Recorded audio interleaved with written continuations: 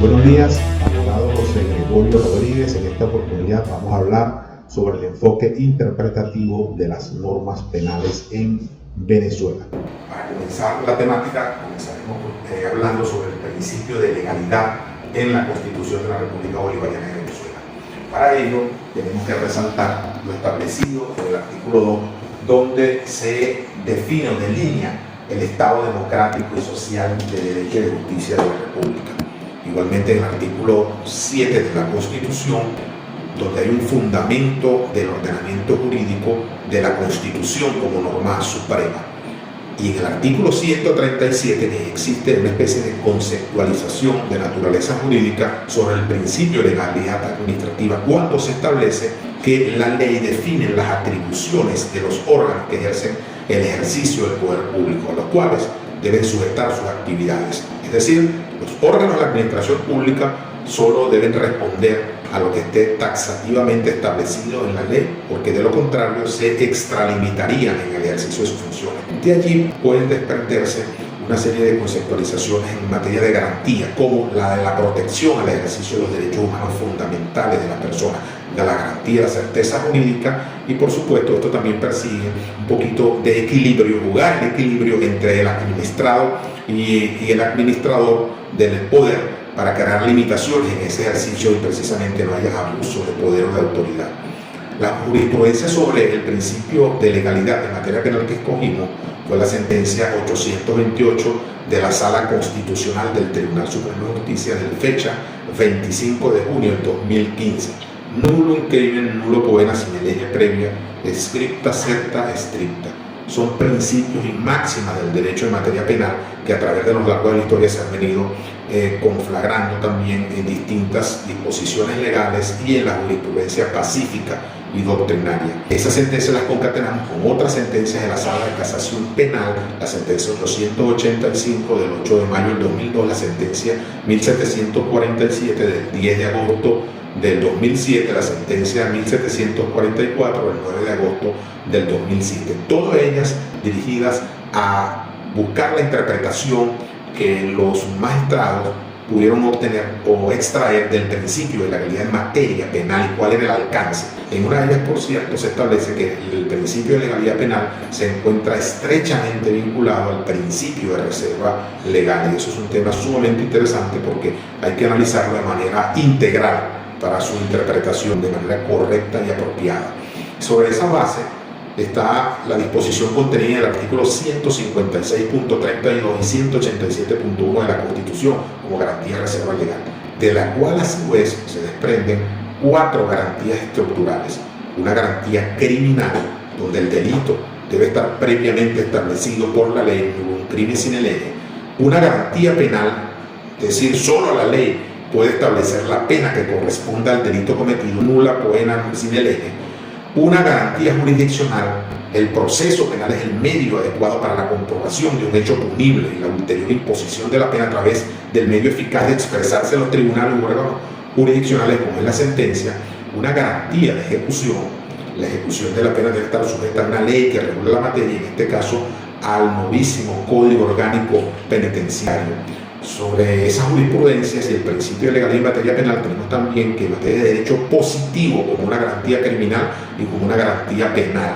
Fundamentos de ese principio de legalidad penal, el artículo 49.6 de la Constitución y el artículo 1 del Código Penal, el cual podemos resumir que ninguna persona podrá ser sancionada por actos u omisiones que no fueran previstos como delitos, faltas, infracciones de leyes preexistentes. La garantía jurisdiccional, consagrada en el artículo 49.3 y 49.4 constitucional, donde existe y se garantiza y reconoce el derecho de toda persona a ser oída en cualquier clase de proceso con las debidas garantías dentro del plazo razonable determinado legalmente por un tribunal. La garantía de ejecución en el artículo 272, donde se establece el sistema penitenciario como una fase del proceso penal para el cumplimiento de la sanción de naturaleza penal, y por supuesto se desarrolla en el Código Orgánico Procesal Penal en el libro quinto, y más concreta y técnica y específicamente en el Código Orgánico Penitenciario. Existen normas también supranacionales, las denominamos supranacionales o con jerarquía constitucional, un reconocimiento que estableció el constituyente en el artículo 23. Son, por ejemplo, el artículo 5 de la Declaración de los Derechos del Hombre y del Ciudadano, el artículo 11 de la Declaración Universal de los Derechos Humanos, el artículo 15 del Pacto Internacional de los Derechos Civiles y Políticos, el artículo 9 de la Convención Americana de los Derechos Humanos, el artículo 9, 22 y 23 del Estatuto de la Corte Penal Internacional. Ahora, en cuanto a los principios legales aplicables a la temporalidad de la ley penal, tenemos tres principios que son fundamentalmente los reconocidos por la doctrina y la jurisprudencia. El principio general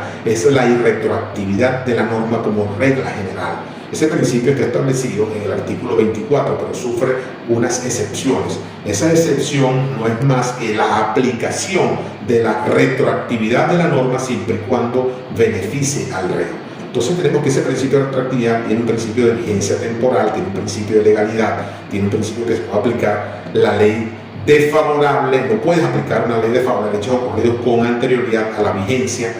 y la totalidad de esos presupuestos fundamentales del delito de la pena que fueron realizados bajo el periodo de vigencia de la ley posterior más estricto. La retroactividad, como decíamos anteriormente, solo puede aplicarse una norma que esté vigente actualmente cuando beneficie al reo, al incriminado o procesado, es decir, la llamada ley más benigna. Y el principio de ultraactividad, que no es más que aplicar una ley que aun cuando está derogada va a ser sujeta de una actividad de criminalización que se cumplió durante su vigencia. Si ese delito se cometió durante la vigencia de la ley y beneficia al reo, no importa que esa ley hoy en día esté derogada. Bajo ese principio de ultraactividad, usted puede aplicar esa norma dentro de un juicio de naturaleza penal. Todos esos principios también tienen un reconocimiento taxativo y de sentencia pacífica y reiterada de la Sala Constitucional del Tribunal Supremo de Justicia en la sentencia 790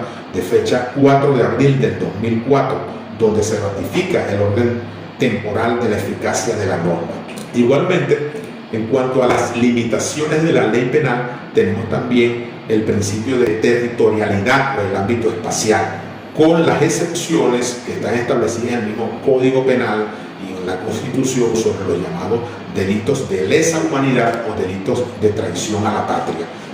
Son las excepciones que establecen esos delitos de territorialidad para el ejercicio de las acciones penales o las limitaciones que puede tener una norma. La temporalidad también basada en los principios que estuvimos analizando con anterioridad, como la retroactividad, la irretroactividad y la ultraactividad. La inmunidad es una limitación también que está destinada a la protección o al fuero de los funcionarios públicos estatales o los altos funcionarios públicos estatales, que para su procesamiento deben ser sujetos a un procedimiento previo que allane precisamente esa prerrogativa que se le reconoce constitucionalmente. El respeto a los derechos humanos, establecido en el artículo 19 de la Constitución, es otra limitación en las leyes penales. La igualdad ante la ley, la provisión de la gratuidad del acceso al sistema de justicia sería otra limitación. La trascendencia o la no trascendencia de la pena, por ejemplo, las cadenas perpetuas no pueden ser establecidas en leyes penales, el irrespeto a los derechos humanos, las violaciones a tratados internacionales, ordenar detenciones o privaciones de libertad sin órdenes judiciales o estado de flagrancia, el principio de proporcionalidad de la pena, que está hoy en día en boga, discutido bajo el ámbito de la dosimetría penal, son las limitaciones más importantes. A título de conclusiones, tenemos entonces que el principio de legalidad no es más que ese principio que sustenta el Estado de Derecho, en virtud del cual los poderes públicos están sometidos al imperio de la ley y el derecho, como una garantía de primacía de la ley, de superioridad o jerarquía de las mismas con respecto a cualquier otra clase de norma. Los principios que rigen la temporalidad de la ley penal, como la retroactividad